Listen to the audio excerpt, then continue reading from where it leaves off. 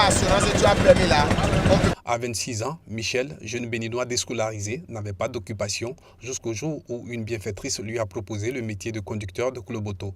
En langue fond du Bénin, c'est le nom de ce tricycle importé du Nigeria voisin. Tous les jours, Michel se lève de bonne heure. Objectif, avoir le maximum de clients. C'est le contrat que j'avais, c'est une autre dame qui m'avait acheté ça et j'avais conduit pour la dame. De 6h à 15h maintenant, on trouve 5000. Parmi les clients les plus assidus du club auto, on trouve les commerçants et usagers du marché de Dantokba, l'un des plus grands de la sous-région. Pour eux, il ne fait pas de doute, le tricycle est bien plus avantageux que les taxis motos, communément appelés Zémidjan. Là où les taxis motos me réclament 200 ou 300 francs CFA, les clubs auto ne prennent que 150 francs. Selon les acteurs du secteur, il existe plus de 500 de ces tricycles en circulation. La demande est forte, mais peine à être satisfaite. Le trajet reliant le marché de Dantokba au quartier Ekwe est la seule ligne ouverte pour ce mode de transport depuis plusieurs années. Vous voyez, il y a deux fils. Si nous avons des secteurs pour développer le truc là, on ne devait pas avoir de fils comme ça. Avant la dépréciation du Naira, un club auto se négociait autour d'1 million de francs CFA au Nigeria. Avec la crise, l'engin est de plus en plus bon marché. Une situation qui incite beaucoup d'investisseurs à s'intéresser au secteur.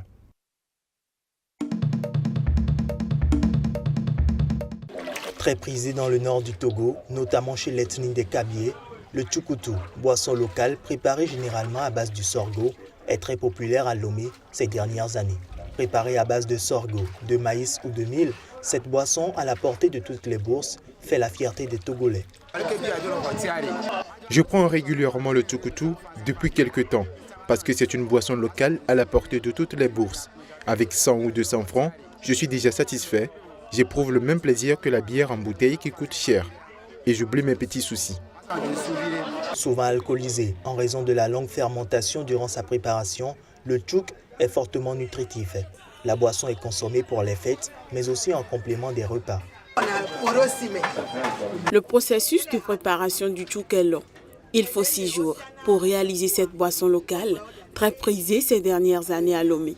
Il existe 3 sortes de tchoukoutou, le tchakbalo, le kablé missiné et le loso missiné. Les 2 derniers sont plus alcoolisés car bien fermentés. Le breuvage est consommé au petit déjeuner, en dessert, lors des soirées arrosées du week-end. Certains lui trouvent même des valeurs médicinales. Le tchoukoutou est toujours servi aux clients dans des calebasses, récipients fabriqués à partir de cucurbitacées séchées et creux, car, dit-on, c'est le fond de la calebasse qui fait ressortir le goût et la saveur de cette bière.